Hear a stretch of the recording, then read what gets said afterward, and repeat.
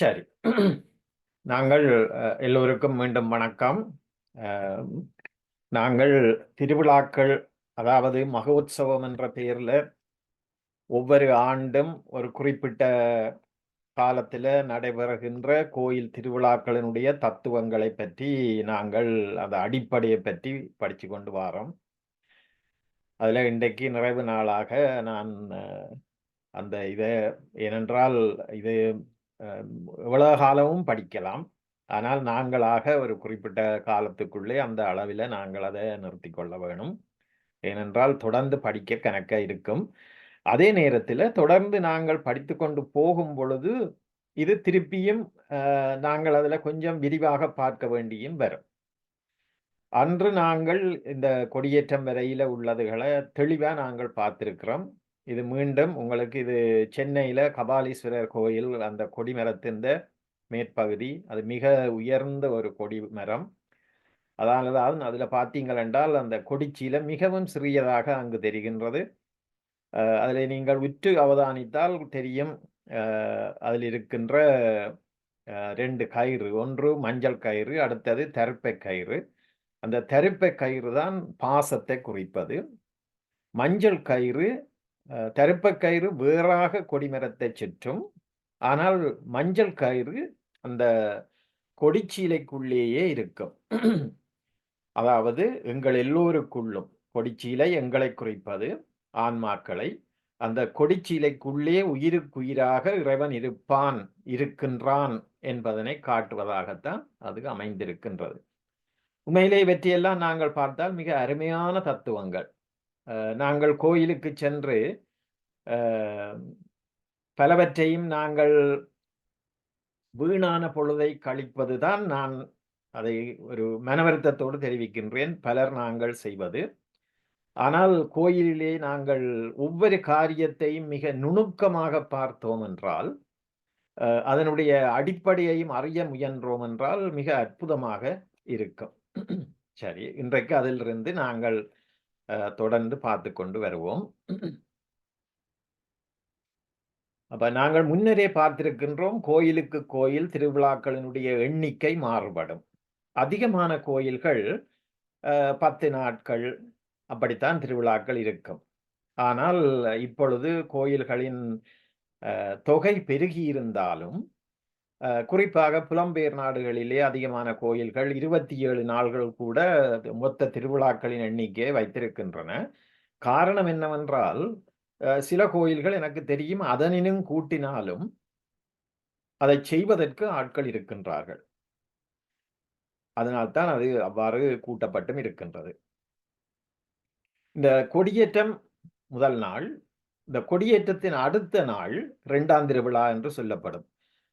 அதிலே அதை நான் குறிப்பாக போட்டதற்கு காரணம், சில பேர் அதை 1ஆம் திருவிழா என்று எடுப்பது போல பேசுவார்கள். அப்படி அல்ல.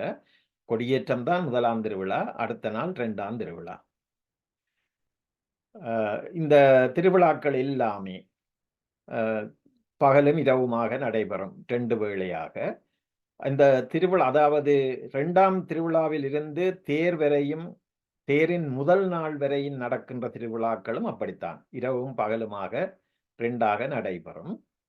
இந்த குறிப்பிட்ட இந்த திருவிழாக்களின் போது நீங்கள் பார்த்தீர்களானால், உதாரணமாக ஒரு 27 நாள் நடக்கின்ற ஒரு கோயிலாக இருந்தால், அ அதிலே நாங்கள் 4 கழித்து 23 நாட்கள் அந்த இடைத்திருவிழாக்கள் நடைபெறும். அதன்போது பார்த்தீர்களானால், ஆனால் ஒரு 10 திருவிழாக்கள் தான் நடைபெறுகின்ற கோயில்களாக இருந்தால், இடையிலே ஒரு 5, 6 திருவிழாக்கள் தான் நடைபெறும். இது எப்படி நடைபெற்றாலும், அப்பொழுது நாங்கள் அவதானித்தால் அந்த திருவிழாக்களிலே, அந்த இறைவனுக்கு அல்லது இறைவிக்கு, அந்த மூலவருக்கு ஒவ்வொரு பெயர் கொடுக்கப்படும். அதை நீங்கள் உற்று அவதானித்தால் தெரியும். எழுந்தருளி விக்கிரகமாக வந்து கொண்டிருக்கின்ற அந்த கடவுளும், அது மூலவருடைய அதனோடு கூட வேறு கடவுளரும் வருவார்கள். ஆனால் அந்த மூலவருக்கு உரிய எழுந்தருளிக்கு ஒரு குறிப்பிட்ட பெயர், அ அந்த கடவுளுக்குரிய அற்புதங்களை அல்லது வேறு உருவங்களை காட்டுவதாக குறிப்பெனவாக அமைக்கப்பட்டிருக்கும். அதை நீங்கள் கவனிக்கலாம். இதை விட அந்த அற்புதங்கள் என்கின்ற பொழுது ஒரு முருகன் கோயிலாக இருந்தால் மாம்பழ திருவிழா என்று ஒரு திருவிழா இருக்கும். இப்படியாக அந்த இடையிலே இருக்கின்ற திருவிழாக்கள் இருக்கும். அந்த பெயருக்கேற்ற முறையிலே அலங்காரம் இருக்கும். அந்த பெயருக்கேற்ற முறையிலே வாகனங்களும் இருக்கும். இதற்கு நல்லொரு உதாரணம், இப்ப ஒரு அம்மன் கோயிலாக இருந்தால், அதிலே ஒரு நாளைக்கு அந்த இடைத்திருவிழாவிலே ஒரு நாள் சரஸ்வதியாக, இன்னொரு நாள் லக்குமியாக, இன்னொரு நாள் துர்க்கையாக, இன்னொரு நாள் கேதார கௌரியாக, இப்படியாகவெல்லாம் இன்னொரு நாள் அன்னபூரணியாக, இப்படியாகவெல்லாம் செய்வார்கள். அப்படி செய்கின்ற பொழுது அதற்குரிய முறையிலே அந்த சுவாமிக்குரிய அலங்காரங்களும் இருக்கும், வாகனங்களும் இருக்கும். அதனைத்தான் இங்கு குறிப்பிடுகின்றேன். சரி, ஆனால் அடிப்படையிலே எங்களுடைய சைவ சித்தாந்த தத்துவத்திலே இது எதனை குறிக்கின்றது என்று நாங்கள் பார்ப்போமாக இருந்தால்,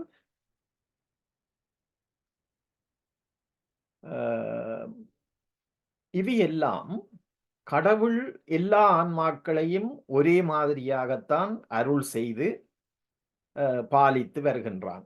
அது எல்லோருக்கும் தெரியும். அவனுக்கு பாரபட்சம் இல்லை. கடவுள் எங்கள் எல்லோரையும் ஒரே மாதிரியாகத்தான் பார்க்கின்றான். ஆனாலும் நாங்கள் எல்லோரும் ஒரே மாதிரியாக வாழ்வதில்லை. அப்படி ஏன் நாங்கள் எல்லோரும் ஒரே மாதிரியாக எங்களுடைய வாழ்க்கை அமையவில்லை என்றால், அது நாங்கள் செய்த புண்ணிய பாவங்கள். நாங்கள் புண்ணிய பாவங்களை எங்கள் ஆசையின் நிமித்தம் நாங்கள் செய்கின்றோம். அதற்கு ஏற்ப அந்த அருளினுடைய பலனும் எங்களுக்கு கிடைக்கின்றது. ஆகவே இறைவனுடைய அந்த அருளை எங்களுக்கு இல்லாமல் செய்வது எதுவாக இருந்தால் அது நாங்கள்தான். அதனால்தான் தீதும் நன்றும் பிறர் தர வாரா என்ற அந்த சங்ககால இலக்கிய வரி கூட எங்களுக்கு அதனைத்தான் உணர்த்தி நிற்கின்றது. ஆனால் இந்த திருவிழாக்கள் எல்லாமே காத்தல் தொழிலை குறிப்பன. ஏன் இந்த இடைத்திருவிழாக்கள் இவ்வளவு தொகையாக காத்தல் தொழிலை குறிக்கின்றன என்றால், இறைவன் ஒவ்வொருவரை ஒவ்வொரு விதமாக காக்கின்றான். எல்லோருக்கும் ஒரே விதமான அருளை கொடுத்தாலும் அவரவர் புண்ணிய பாவங்களுக்கு ஏற்ப அந்தந்த உயிர்கள் காப்பாற்றப்படுகின்றன என்பதுதான் அந்த இடைத்திருவிழாக்களினுடைய தத்துவம். தேரின் முதல் நாள் சப்பர திருவிழா இருக்கும். அதற்கும் முதல் நாள் அதிகமாக வேட்டை திருவிழா நடக்கும். ஒரு சாரார் கூறுவார்கள், இந்த வேட்டை திருவிழாவும் சப்பர திருவிழாவும் திருவிழாக்களுக்குள்ளே அந்த இடைத்திருவிழாக்களுக்குள்ளே அடக்கி காத்தல் என்னும் திருத்தொழிலைத்தான் தத்துவமாக கொண்டிருக்கின்றது என்று. ஆனால் அதற்கு இன்னொரு விளக்கம் கொடுப்பவர்களும் இருக்கின்றார்கள். இந்த வேட்ட திருவிழாவும் சப்பர திருவிழாவும் அழித்தல் என்கின்ற தொழிலை குறிப்பதாக இருக்கின்றது என்று கூறுவார்கள். அது கூட எங்களுக்கு விளங்குகின்றது. வேட்டை திருவிழா என்கின்ற பொழுது இறைவன் அல்லது இறைவி, அந்த கடவுள் எங்களை தேடி எங்களுடைய அந்த கன்ம அளவுக்கு ஏற்ப எங்கள் ஆணவத்தை குறைப்பதற்காக அவன் அதற்குரிய பக்குவ ஆன்மாக்களை தேடி வருகின்ற தன்மையைத்தான் அந்த வேட்டை திருவிழா குறிக்கின்றது. அதே போல சப்பர திருவிழாவும் அதனைத்தான் குறிப்பதாக கருதுவார்கள். ஆனால் நிச்சயமாக தேர் திருவிழா என்பது எல்லா சாராரும் அதனை அழித்தல் திருவிழாவாக, அதாவது ஒடுக்குதலுக்குரிய அந்த தொழிலை குறிப்பதாகத்தான் எடுக்கின்றார்கள். அடுத்ததாக தீர்த்தம். இந்த தீர்த்தம் அருளலை குறிக்கும். ஆகவே கொடியேற்றம் படைத்தலை குறிக்கும். இடையிலுள்ள திருவிழாக்கள் எல்லாம் காத்தலை குறிக்கும். ஆனால் அந்த ஈற்று திருவிழாக்களிலே வருகின்ற வேட்டை திருவிழா, சப்பர திருவிழாவை சிலர் அது காத்தலுக்குரியதல்ல, அழித்தலுக்குரியது என்று கூறுவார்கள். அடுத்து வருகின்ற தேர் திருவிழா அழித்தலை குறிக்கும். அதற்கு மறுநாளான தீர்த்த திருவிழா அருளலை குறிக்கும். இதுதான் அந்த அடிப்படை. இந்த தீர்த்தத்தின் போதும் கோயிலிலே பலவிதமான பூசைகள் நடைபெறும்.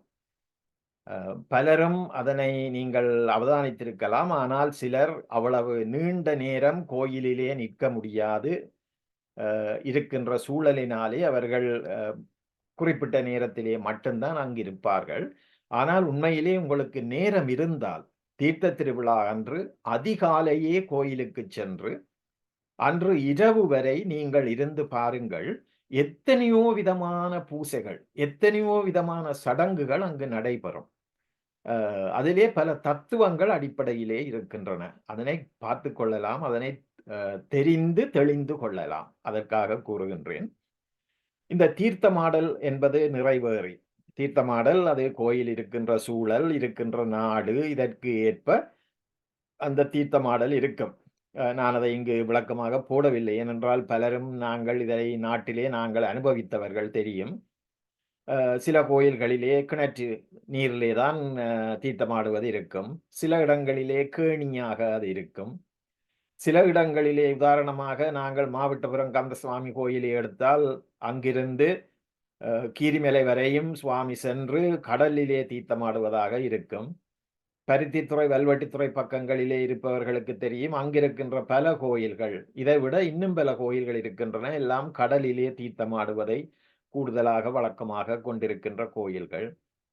சில கோயில்கள் ஆற்றிலே தீர்த்தமாடுவதை வழக்கமாக கொண்டிருப்பார்கள். இங்கு புலம்பெயர் நாடுகளிலே காலச்சூழல், இங்கிருக்கின்ற அந்த சூழலை மாசுபடுத்துதலுக்கு உட்பட்ட சில கட்டுப்பாடுகள் இவற்றின் காரணமாக இவ்வாறாகவெல்லாம் செய்ய முடியாமல் இருக்கும். ஆனாலும் சில இடங்களிலே அதற்குரிய சிறப்பு அனுமதி பெற்று செய்கின்ற சில கோயில்களும் இருக்கின்றன. சரி, இந்த தீர்த்தமாடல் எல்லாம் நடைபெற்று சுவாமி வீதி வலம் வந்து யாகசாலை கும்பங்கள் அங்கு மூலவருக்கு திருமஞ்சனம் செய்யப்படும். இதுவும் ஒரு அருமையான ஒரு காட்சி. பலரும் ஒரு உணர்ச்சி வசப்பட்ட நிலையிலே இருப்பார்கள். அன்று இரவு கொடி இறக்கம் நடைபெறும். இந்த இறக்கிய கொடிச்சீலை இறைவன் திருப்பாதத்தை அடைந்த ஆன்மாவை குறிக்கும். ஆகவே அந்த கொடிச்சீலையை இறக்கியதும் அவர்கள் அதனை எடுத்து சென்று மூலவரிடம் கொண்டு சென்று ஒப்படைத்து அதனை பின்னர் கொண்டு வந்து வாகனத்திலே, அங்கு சுவாமி எழுந்தருளி இருப்பார், அந்த வாகனத்திலே அந்த சுவாமியின் கீழ் திருப்பாதத்தில் வைத்து அதனையும் சேர்த்து வலம் வருவார்கள் கோயிலை. இந்த கொடியேற்றத்தின் போது நாங்கள் காப்பு கட்டுதலை பார்த்திருக்கின்றோம். ஆகவே இன்று, அதாவது இந்த தீர்த்தத்தில் அன்று கொடியேற்றத்தின் போது இறை திருவுருவங்கள், கொடிமரம், குருக்கள்மார் ஆகியோருக்கு கட்டிய காப்புகள், காப்பு நூல்கள் எல்லாம் அவிழ்க்கப்படும். ஏனென்றால் கொடி இறக்கியதும் அதனுடைய கருத்தென்ன? இந்த ஐந்தொழில்கள் நிறைவேறிவிட்டன. ஆகவே இனி ஊழிக்காலம் என்பது. ஆகவே மறுநாள் நடக்க இருப்பது பூங்காவனம். இந்த பூங்காவனம் அதிகமான கோயில்களிலே தீர்த்தத்தின் அடுத்த நாள் பூங்காவனம் கொண்டாடுவர். ஆனாலும் சில கோயில்கள், மிக குறைவான கோயில்கள், அது சிறிய ஓய்வு கொடுப்பதற்காகவும் அங்கு சில ஆயத்தங்களை செய்வதற்கு நேரத்தை ஒதுக்குவதற்குமாக தீர்த்தத்தின் மறுநாள் விட்டு அதற்கடுத்த நாள் கொண்டாடுவார்கள். அப்படியாகவும் சில கோயில்கள் இருக்கின்றன. இந்த பூங்காவனத்தன்று பெயருக்கு ஏற்ப கோயிலையே பூங்காவனமாக அலங்கரிப்பது ஒரு வழக்கம். சுவாமியை திருவூஞ்சலில் வைத்து திருவூஞ்சல் பாட்டும் ஏனைய மகிழ்வான பாடல்களும் பாடி ஆட்டி வழிபடுவர். அதிகமான ஈழத்து கோயில்களிலே, எனக்கு உண்மையாக தமிழ்நாட்டு கோயில்களை பற்றி எனக்கு அதிலே தெரியவில்லை. இருக்கலாம், இல்லாமலும் இருக்கலாம். ஆனால் ஈழத்து கோயில்கள் அதிகமாக அந்தந்த கோயிலுக்கென திருவூஞ்சற் பாடல்கள் இயற்றப்பட்டிருக்கின்றன. அதனாலே இங்கு புலம்பெயர் நாடுகளிலும் அந்த நெறி கடைபிடிக்கப்படுகின்றது. ஏனென்றால் நானே எத்தனையோ கோயில்களுக்கு முறைப்படி, அதாவது திருவூஞ்சல் பாட்டு என்கின்ற பொழுது வழக்கமாக இந்த காலத்து திரைப்பட பாடல்கள் போல் அவற்றை எழுத முடியாது. திருவூஞ்சற் பாடல்களுக்கென்று ஒரு யாப்பிலக்கணம் இருக்கின்றது. அந்த யாப்பிலக்கணத்திற்குள் அந்த அந்த அந்த பாடல் தொகுதியை நாங்கள் அமைக்க வேண்டும். ஏறத்தாழ ஒரு 14 பாடல்களாவது வரும். முதலாவது பாடல் விநாயகருக்கு வணக்கம் செலுத்தி, அதைத் தொடர்ந்து ஒவ்வொரு முறையிலே அந்த பாடல்கள் அமைந்திருக்க வேண்டும், யாப்பு கட்டுக்குள் இருக்க வேண்டும் என்கின்ற காரணத்தினாலே அதனை அதிகமாக இந்த காலத்தில் பலராலும் எழுத முடியாமல், அந்த பாடல்களை புனைய முடியாமல் இருக்கின்ற ஒரு தன்மை இருக்கின்றது. ஆனால் புலம்பெயர் நாடுகளிலே பல கோயில்களிலே நன்றாக அதனை புனைந்து பாடி வருகின்றார்கள். இது எதனை குறிக்கின்றது என்றால், நாங்கள் பார்த்திருக்கின்றோம், கொடியேற்றத்தின் முதல் நாள் மிக விரிவாக நாங்கள் பார்த்தோம். கொடியேற்றத்துக்கு முதல் நாள் இறைவன் இந்த உலகத்தை படைப்பதற்காக செய்கின்ற அந்த ஆயத்தங்கள் போல பலவற்றை அங்கு செய்வதனை நாங்கள் பார்த்திருக்கின்றோம். கொடியேற்றத்தில் அன்று இந்த உலகம், பிரபஞ்சம் என்பது படைக்கப்படுகின்ற நிகழ்ச்சியாக குறிப்பாக அதனை கொண்டு நாங்கள் அந்த கொடியேற்றத்தை பார்த்தோம். இடையிலே இருந்த திருவிழாக்கள் எல்லாம் காத்தலை குறிப்பதாக பார்த்தோம். தேர் அழித்தலை குறிப்பது. தேரில் அன்று இரவு, நான் உண்மையிலே அதனை இதிலே போட மறந்து விட்டேன். அதாவது நான் சற்று நேர சிக்கல் எனக்கு இருந்ததனால்தான். ஆனால் நான் நினைக்கின்றேன் அதனையும் போட்டுவிட்டு உங்களுக்கு இன்னொரு இதை இந்த நோட்ஸை நான் இன்னொன்று உங்களுக்கு அனுப்புவேன். இந்த மறைத்தல் என்பது தேரில் அன்று இரவு நடைபெறும். அந்த பெயருக்கேற்ப தேரில் அன்று மிகவும் எல்லோரும் களைத்தும் இருப்பார்கள். ஆனால் தேரில் அன்று இரவு மிக அமைதியாக அந்த திருவிழா நடைபெறும். அந்த மறைத்தல் திருவிழா, அதுதான் அந்த மறைத்தல். அடுத்ததாக அருளல், இது தீர்த்தத்தில் அன்று நடைபெறுவது. ஆகவே எல்லாம் நிறைவேறிவிட்டன. இப்பொழுது அந்த ஆன்மாக்களிலே பக்குவமடைந்த ஆன்மாக்கள் இறைவனை அடைந்து நித்திய பேரின்ப நிலையை பெறுகின்றன. அதனைத்தான் இந்த பூங்காவனம் குறிக்கின்றது. அதனால்தான் அங்கு இறைவனுக்கு பூங்காவனமாக அந்த கோயிலையே மாற்றி, அந்த சுவாமியை எழுந்தருள பண்ணுகின்ற இடத்தையாவது ஒரு பூங்காவாக ஆக்கி, அங்கு ஊஞ்சல் கட்டி, அந்த ஊஞ்சலிலே திருவுருவத்தை வைத்து ஊஞ்சல் பாட்டு பாடி ஆட்டுவதாக அந்த காட்சியை நாங்கள் செய்கின்றோம். இது ஆன்மாக்கள் அடைகின்ற அந்த நித்திய பேரின்ப நிலையை, அந்த முத்தி நிலையை குறிப்பதாக அமைகின்றது. யாரையும் எங்களை ஒரு நந்தவனத்திலே வைத்து ஊஞ்சலில் வைத்து எங்களை ஆட்டினால் அதுவும் எங்களுக்கே அது சுகமாக இருக்கும் இல்லையா? ஆகவே அதனால்தான் அந்த காட்சியை அவ்வாறாக அமைத்திருக்கின்றார்கள். மறுநாள் வைரவர் மடை. இந்த வைரவர் மடை, இது திருவிழாக்களினுடைய நிறைவு நாள். பூங்காவனத்தின் அடுத்த நாள் அன்று பொங்கல், படையல் என மிக அதிகமான தொகையில் வைரவருக்கு படையல் செய்து வழிபடுவார்கள். அன்றைய வீதி ஊர்வலமும் வைரவருக்கே நடைபெறும். இதற்கு காரணம், வைரவர்தான் கோயிலையின் திருவிழாக்களின் போது யாவற்றையும் காப்பதாக ஒரு நம்பிக்கை. அந்த நம்பிக்கையின் அடிப்படையிலே தான் அதனை செய்கின்றார்கள். ஆகவே இவ்வளவு காலமும் இந்த திருவிழாக்களின் பொழுது அதனை காத்து நல்ல முறையிலே நடப்பதற்கு உதவி செய்ததற்காக நன்றி செலுத்துவதாக அந்த திருவிழா நடைபெறுகின்றது. எது? இந்த வைரவர் மடை. பலருக்கும் இது தெரியாமல் இருக்கலாம். ஒரு காலத்திலே கோயிலை பூட்டி வைரவருடைய திருவடியிலே திறப்புகளை வைத்துவிட்டு போய்விடுவார்கள். வைரவர் அதனை பாதுகாப்பதாக. மறுநாள் வந்து காலையிலே வைரவரை வணங்கி அந்த திறப்பை எடுத்து தான் கோயிலை திறப்பார்கள். ஆனால் இப்பொழுதும் அதனை செய்கின்ற ஒரு வழக்கம் இருக்கின்றது. அதாவது கோயிலை பகலிலே நடை சாற்றினால், இந்த நடை சாற்றுவது என்பது கோயில் பகலிலே பூட்டி இருக்கின்ற அந்த நேரத்தை குறிப்பது. கோயில் எப்போது பூட்டி இருக்கும் என்று கேட்பது வழக்கம் அல்ல. அந்த காலத்திலே ஒவ்வொரு பெயர் இருக்கின்றது. ஆனால் இப்பொழுது பலருக்கும் அந்த பெயர் தெரியாது. உதாரணமாக கோயிலே குசினி என்று சொல்லுவதில்லை, மடப்பள்ளி என்று சொல்லுவது. இவ்வாறாக சில சொற்கள் இருக்கின்றன. ஆனால் பலருக்கும் இப்பொழுது அது தெரிவதில்லை. அப்படித்தான் கோயிலை எப்பொழுது பூட்டுவார்கள், எப்பொழுது திறப்பார்கள் என்று கேட்பார்கள். அப்படி வழக்கமாக நாங்கள் கூறுவது நடை சாற்றுவது. அங்கு நடைபெறுகின்ற அந்த விடயங்களை நாங்கள் நிறுத்தி வைத்து திருப்பி தொடங்குவது அந்த இடைநேரம். அந்த நடை சாத்தி கோயில் திறப்பை வைரவருடைய திருவடியிலே வைத்துவிட்டு செல்வார்கள். இங்கு புலம்பெயர் நாடுகளில் நான் பார்த்திருக்கின்றேன். ஆனால் இரவு கோயிலை முற்றாக பூட்டுகின்ற பொழுது நாங்கள் அப்படியாக இப்பொழுது நான் நினைக்கின்றேன், உலகில் எங்கென்றாலும் வைரவருடைய திருவடியில் வைத்துவிட்டு செல்ல முடியாது. ஏனென்றால் கோயில் திருவுருவத்தையே களவெடுக்கின்ற பலர் இருக்கின்றார்கள். ஆகவே அப்படி செய்தால் அது அங்கு களவுக்கு இடம் கொடுப்பதாக இருக்கும். அதனால் ஒரு ஒரு முறைக்கு ஒரு சாத்திர சம்பிரதாயத்துக்கு ஏதாவது செய்வார்களே ஒழிய முறைப்படி அதனை செய்ய மாட்டார்கள். கோயில்கள் கூட இப்பொழுது பலவிதமான பூட்டுக்கள், பலவிதமான அலார்ம் சிஸ்டம் எல்லாம் போட்டுத்தான் வைத்திருக்க வேண்டிய ஒரு நிலையிலே இருக்கின்றது. அப்ப ஆண்டு திருவிழாக்களை பின்வருமாறு விளங்க வைப்பவர்களும் உண்டு என்று நான் ஒரு 4-5 பக்கங்களிலே தந்திருக்கின்றேன். அது என்னவென்றால், இப்பொழுது நாங்கள் பார்த்த இந்த விளக்கங்களோடு சற்று வித்தியாசமான ஒரு முறையிலே அதனை பார்ப்பவர்களும் இருக்கின்றார்கள். அதாவது திருவைந்தொழில்கள் தான் படைத்தல், காத்தல், அழித்தல், மறைத்தல், அருளல் என்றுதான். ஆனாலும் இந்த கொடியேற்றம் படைத்தலை குறிக்கும். அதிலே எந்த மாற்று கருத்தும் இல்லை. 2ஆம் திருவிழா மட்டும் காத்தலை குறிக்கும். அத்துடன் இருவகை யாக்கை நீக்கத்தையும் குறிக்கும். இந்த இருவகை யாக்கை நீக்கம் என்னவென்றதை நாங்கள் முன்னர் எங்களுக்கு தெரிந்ததொன்று என்றாலும் பின்னாலே போட்டிருக்கின்றேன்.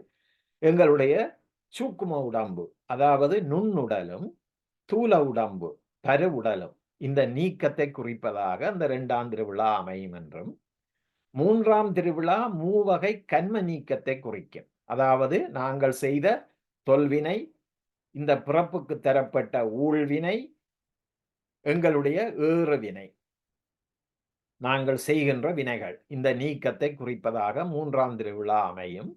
4ஆம் திருவிழா நாங்கள் கடைப்பிடிக்கின்ற நாற்பாதங்களின் நீக்கத்தை குறிக்கும். அதாவது நாற்பாதம் என்கின்ற பொழுது எங்களுடைய பக்குவ நிலைக்கேற்ப நாங்கள் சரியை, கிரியை, யோகம், ஞானம் என்று 4 வழிகளிலே இறைவனை நாங்கள் ஒவ்வொருவரும் வழிபடலாம். ஒருவரே 4 வழியிலும் நிற்கலாம். ஆனால் தனியே ஒரு வழியிலோ 2 வழியிலும் நிற்கலாம். ஆனாலும் ஆன்மாக்கள் நாங்கள் இறைவனை இந்த 4 வழிகளிலே, அதாவது தொண்டு செய்து சரியை தொண்டு செய்து வாழலாம், சரியை தொண்டோடு கிரியை தொண்டும் செய்து வாழலாம், யோகாசனங்கள் போன்றவற்றிலே ஈடுபட்டும் நாங்கள் சமய வாழ்க்கையை நடத்தலாம். அடுத்ததாக தனியா அறிவாலே மட்டும் செய்யலாம். ஆனால் வழக்கமாக நாங்கள் எல்லோருமே இந்த 4லும் ஒவ்வொரு அளவிலே தான் இருப்போம். இறைவனை அடைகின்ற பொழுது இந்த 4மே எங்களை விட்டு நீங்கிவிடும். ஏனென்றால் நாங்கள் இறைவனை அடைகின்றோம். ஆகவே அதனை குறிப்பதாக அந்த 4ஆம் திருவிழாவும், 5வது திருவிழா ஐம்புல ஆச நீக்கத்தை குறிப்பதாகவும், அது எல்லோருக்கும் தெரிந்த ஒன்று. 6வது காமாதி 6ன் நீக்கம். அதாவது காமாதி 6 என்பது காம, குரோத, லோப, மோக, மதம், ஆச்சரியம். அதனுடைய விளக்கம் பின்னால் தந்திருக்கின்றேன். 7வது 7 வகை பிறப்பு நீக்கத்தையும் குறைக்கும். அது மறைத்தலையும் குறிக்கின்றது என்று கூறி, 8ஆம் திருவிழா இறைவனின் எண்குண விளக்கத்தை குறிக்கும் என்றும், 9வது திருவிழா இறைவனுடைய 9 திருமேனிகளை குறிக்கும் என்றும், தேர் திருவிழா அது வழக்கம் போல அழித்தலை குறிக்கும், தீர்த்த திருவிழா அருளல் தொழிலை குறிக்கும் என்றும் குறிப்பிடுவார்கள். இந்த நிறைவு விழாக்களான பூங்காவனமும் வைரவர் மடையும் நாங்கள் முன்னர் பார்த்தது போல அதே பொருள்களிலே தரப்பட்டிருக்கின்றன. இது சிலர் இன்னொரு வகையான சிந்தனையில் உள்ளவர்களுடைய பின்னணி. ஆனால் அதுவும் ஒரு விதமாக எங்களுக்கு அந்த அடிப்படை தத்துவங்களை தருகின்றது. இந்த இருவகை யாக்கை என்பது நான் உங்களுக்கு கூறியது போல, யாக்கை என்று சொன்னால் தமிழிலே ஆக்கை என்பது போல, ஒரு காலத்திலே ஏன் இப்பொழுது கூட இந்த யாவும் ஆவும் மாறி மாறி நாங்கள் பயன்படுத்துவது வழக்கம். எங்கள் எல்லோருக்கும் தெரிந்த ஒரு சொல்லு யானை, ஆனை என்பது. யானை என்றும் சொல்லலாம், ஆனை என்றும் சொல்லலாம் இல்லையா? ஆனை கோட்டை, ஆனை இரவு என்றுதான் நாங்கள் பெயர்களை வைத்திருக்கின்றோம். ஆனால் சாதாரணமாக கதைக்கின்ற பொழுது யானை என்று சொல்லுவோம். ஒரு காலத்திலே யாடு, நாங்கள் இப்பொழுது ஆடு என்று சொல்லுகின்றோம். இந்த ஆட்டுக்கு பழைய தமிழிலே நீங்கள் பார்த்தீர்களானால் யாடு என்றுதான் இருக்கும். அதுபோல யாக்கை, யாக்கை என்பது ஆக்கை என்று, அதனுடைய கருத்து கட்டப்பட்டது. இந்த உடம்பு ஐம்பூதங்களாலும் கட்டப்பட்டது அல்லது நரம்புகளாலும் தோலாலும் கட்டப்பட்டது என்பது அந்த அந்த அடிப்படை பொருள். ஆகவே இருவகையாக்கு என்பது பருவுடல், நுண்ணுடல், அதாவது தூல சரீரம், சூக்கும சரீரம். மூவகை கன்மம் என்பது பழவினை, அதாவது தொல்வினை அல்லது சஞ்சிதம், நுகர்வினை நாங்கள் அனுபவிக்கின்ற அந்த வினை ஊழ்வினை அல்லது பிராரத்தம், ஏறுவினை வருவினை அல்லது ஆகாமியம். சிலர் நீங்கள் சஞ்சிதம் பிராரத்தம் ஆகாமியம் என்று படித்திருக்கலாம்.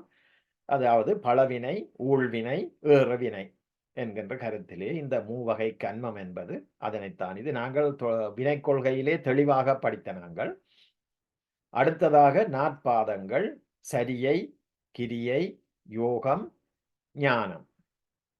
இது எல்லோருக்கும் தெரிந்த ஒன்று. சரியை என்றால் உடம்பாலே தொண்டு செய்வது, கிரியை என்றால் நாங்கள் எங்களுடைய சடங்குகளாலே அந்த இறை வணக்கத்தை செலுத்துவது, யோகம் என்றால் நாங்கள் என்ன அட்டாங்க யோகம், அதாவது யமன் நியமம் ஆசனம் பிராணாயாமம் பிரத்யாகாரம் தாரணை தியானம் சமாதி என்று அந்த வழியிலே நாங்கள் எங்களை எங்கள் ஆன்ம நிலையை உயர்த்தி கொள்ளுவது. அடுத்ததாக காமாதி 6, அதாவது காமம், குரோதம், லோபம், மோகம், மதம், மாச்சரியம். அதனுடைய கருத்துகள் அது சாதாரணமாக ஒன்றாக சொல்லுகின்ற பொழுது நாங்கள் காம, குரோத, லோப, மோக, மதமாச்சரியம் என்று சொல்லுவோம். காமம் என்றால் ஆசை. அந்த ஆசையினுடைய விளைவு என்ன? களவு, பொய். களவெடுக்கின்றோம், பொய் பேசுகின்றோம். எதனால்? ஆசையின் காரணமாக. அது காமம். அடுத்தது குரோதம். குரோதம் என்றால் கோபம். இந்த கோபத்தின் விளைவு என்ன? ஏனையோருக்கு துன்பம் செய்கிறது, ஏனையோரை மதிக்காமல் இருக்கின்றது. இதுவெல்லாம் அந்த குரோதத்தில் இருக்கும். அடுத்ததாக லோபம். லோபம் என்றால் என்ன? கஞ்சத்தனம். இந்த கஞ்சத்தனத்தினுடைய அடிப்படை என்ன? அதாவது அதனுடைய விளைவு அல்லது கஞ்சத்தனம் ஏன் ஏற்படுகின்றது? சுயநலத்தின் காரணமாக. என்ன? நாங்கள் பொதுநலவாதிகளாக இருந்தால் கஞ்சத்தனம் இருக்காது. ஆனால் சுயநலம் இருக்கின்ற பொழுது கஞ்சத்தனம் இருக்கும். மற்றது இரக்கமின்மை இருக்கும். எதற்கும் இரக்கப்பட மாட்டோம். ஆகவே இந்த லோபம் என்பது இவை எல்லாவற்றையும் தருகின்ற ஒன்றாக இருக்கும். அடுத்ததாக மோகம். மோகம் என்கின்ற பொழுது அது தன்னை மறந்த ஒரு ஆசை. காமம் என்பதிலும் பார்க்க இந்த மோகம் என்பது சற்று மோசமான நிலை. ஏனென்றால் மோகம் என்பது தன்னை மறந்த நிலையிலே ஏற்படுகின்ற ஒரு ஆசை. அது பலவிதமான தீவினைகளையும் ஆற்ற வல்லது. ஏனென்றால் ஒருவர் தன்னை மறந்த நிலையிலே ஆசைப்படுவாராக இருந்தால் அது பலவிதமான தீவினைகளையும் ஆற்றக்கூடியது. களவோ, பொய்யோ அல்லது கொலையோ எல்லாம் அந்த மோகத்தின் காரணமாக ஏற்படலாம். அடுத்ததாக மதம். மதம் என்கின்ற பொழுது அது கர்வத்தை குறைக்கும். அதிலும் கோபம் பெறலாம், ஏனையோருக்கு துன்பம் செய்யலாம், ஏனையோரை முக்கியமாக மதிக்காமல் இருக்கலாம். அதுதான் அங்குள்ள மிகப்பெரிய ஒரு இது. அடுத்ததாக மாச்சரியம். மாச்சரியம் என்றால் பொறாமை. இந்த பொறாமை என்பது அடிப்படையிலே நாங்கள் பார்த்தால் தாழ்வு மனப்பான்மையோடும் சம்பந்தப்பட்டது. ஒருவருக்கு தாழ்வு மனப்பான்மை இருக்கின்ற பொழுது அது பொறாமையாக மாறுவதற்கு வழி இருக்கின்றது. எல்லா தாழ்வு மனப்பான்மையும் பொறாமையாக வராது. ஆனாலும் அது ரெண்டுக்கும் இடையிலே ஒரு தொடர்பு இருக்கின்றது. ஆகவே காம, குரோத, லோப, மோக, மதம், ஆச்சரியம் என்பவற்றின் இந்த கருத்து இதுதான். இந்த கருத்தை நீங்கள் கட்டாயமாக தெரிந்து வைத்திருக்க பாருங்கள். பலருக்கும் தெரிந்த ஒன்றாகத்தான் இருக்கும். அதிகமாக இந்த மாச்சரியம் என்பது பொறாமை என்பதை ஞாபகத்திலே வைத்துக் கொள்ளுங்கள். அடுத்தது லோபம் என்பது நான் நினைக்கின்றேன் தெரிந்த சொல்லு. அந்த காலத்திலே லோபி என்று கூறுவார்கள். யாராவது கஞ்சத்தனம், அவன் ஒரு கஞ்சன் என்று கூறுவதற்கு அவன் ஒரு லோபி என்று கூறுகின்ற வழக்கம் ஊரிலே இருந்தது. நான் கேள்விப்பட்டிருக்கின்றேன். எங்களுடைய பேரன் பேத்தி அந்த சொல்லை பயன்படுத்தி இருக்கின்றார்கள், அந்த அந்த வயதிலே உள்ளவர்கள்.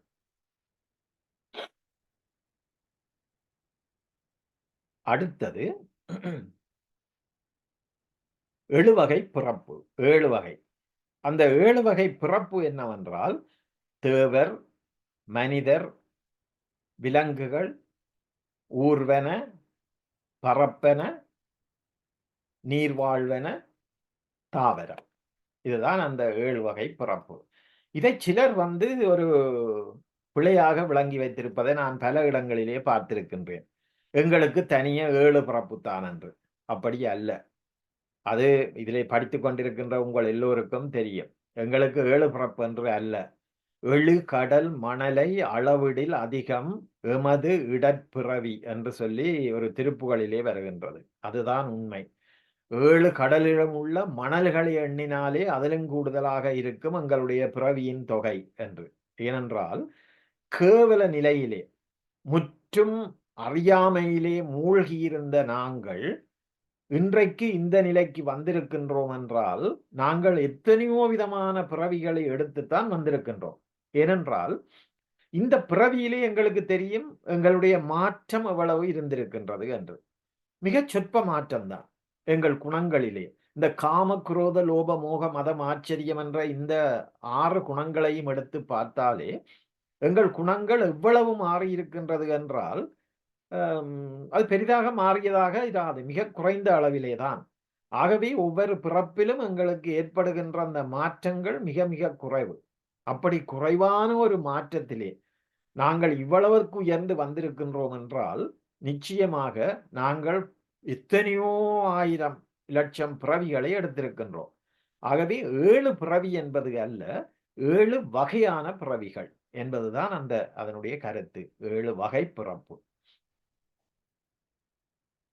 மற்றது கடவுளின் எண் குணங்கள்.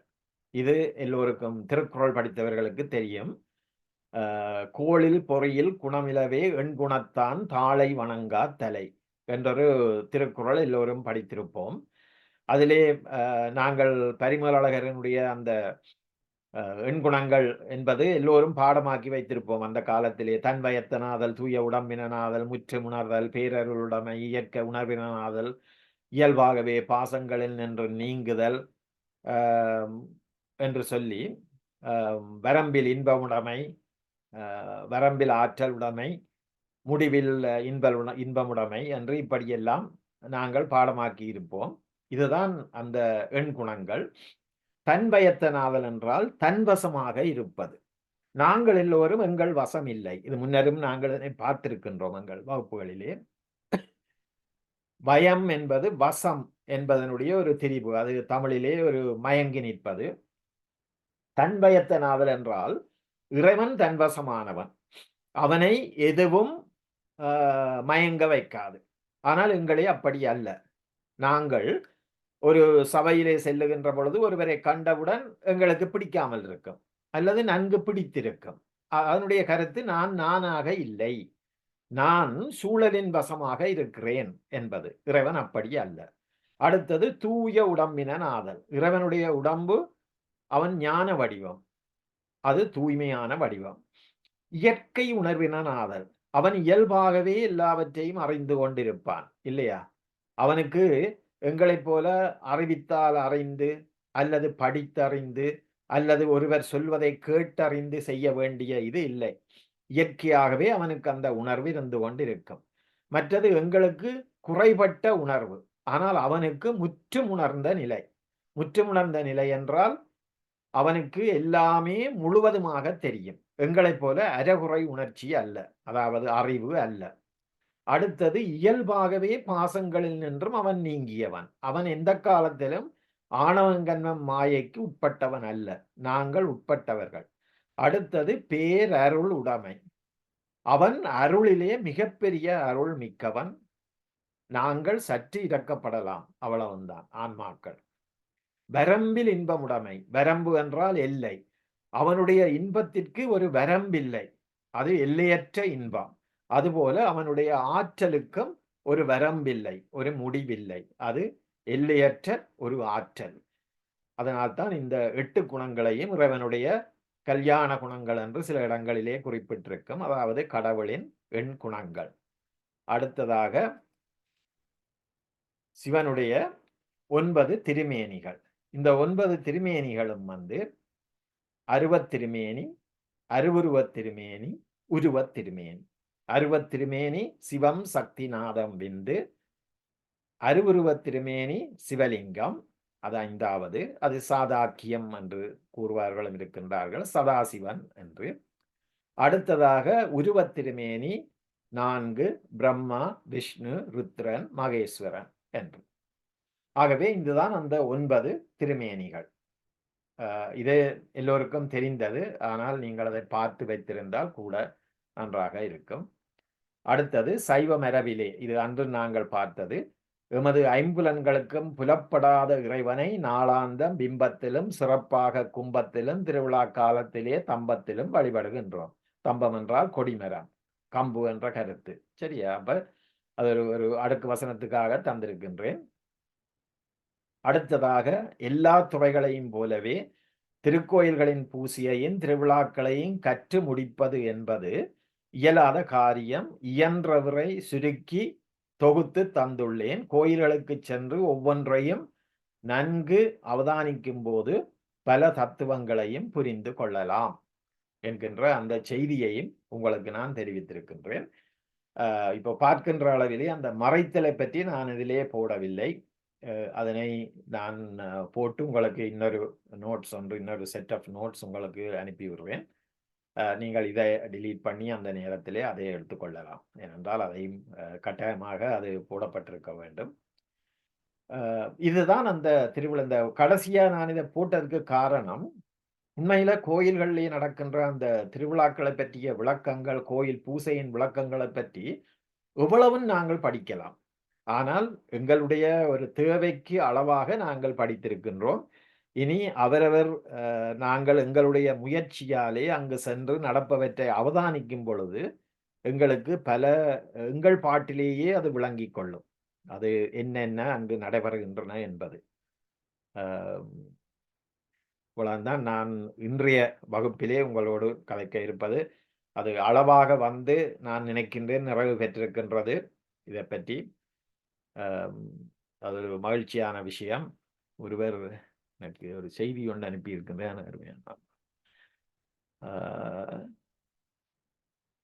என்ன ஒருவர் அது நிகழ்ச்சி மிக நன்றாக இருக்கின்ற என்று போட்டிருக்கின்றார் ஒரு செய்தியாக. அவருக்கு நன்றி. உண்மையிலே நான் உங்களுக்கு நன்றி சொல்ல வேண்டும். ஏனென்றால் இந்த வகுப்பு நடத்துறதால நான் ஒரு இதுகளை பற்றி சிந்திப்பதற்கு கூடுதலான நேரமும், ஏனென்றால் சொல்லிக் கொடுக்கின்ற பொழுது நான் கூடுதலாக அதிலே என்னுடைய மனதை ஆயத்தப்படுத்த வேண்டும். அடுத்தது இவ்வளவு நோட்ஸையும் நான் தயாரிக்க வேண்டும். அது ஒரு மிக நீண்ட ஒரு வேலை. ஆனாலும் அதில் ஒரு இன்பம் இருக்கின்றது. பேரப்பிள்ளைகள் இருப்பதால் தான் சில நேரங்கள் இப்பொழுது சற்று இறுக்கமாக, ஏனென்றால் அவர்கள் இருக்கின்ற பொழுது கம்ப்யூட்டரோட ஒன்றும் செய்ய இயலாது.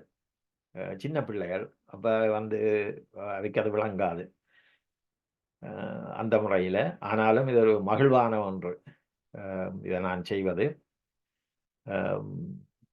இவ்வளவுதான். ஏதாவது நான் நினைக்கின்றேன் ஒரு நிமிஷத்திலும் பார்க்க குறைய இருக்கின்றது. ஆனபடியால் நாங்கள் ஒன்றும் யாராவது கேள்வி இருந்தால் நீங்கள் தயவு செய்து எனக்கு டெக்ஸ்ட் பண்ணுங்க, செய்தியை அனுப்புங்க. நான் அடுத்த வகுப்பில் அதுக்குரிய பதிலையும் தந்து நான் அதனை செய்வேன் என்று சொல்லி நான் நினைக்கின்றேன். வகுப்பு இப்போ சரியா அது நிற்கும்.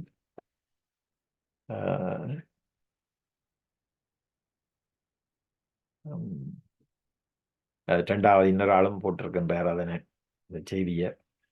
நன்றி உங்களுடைய செய்திகளுக்கு. ஆனால் அந்த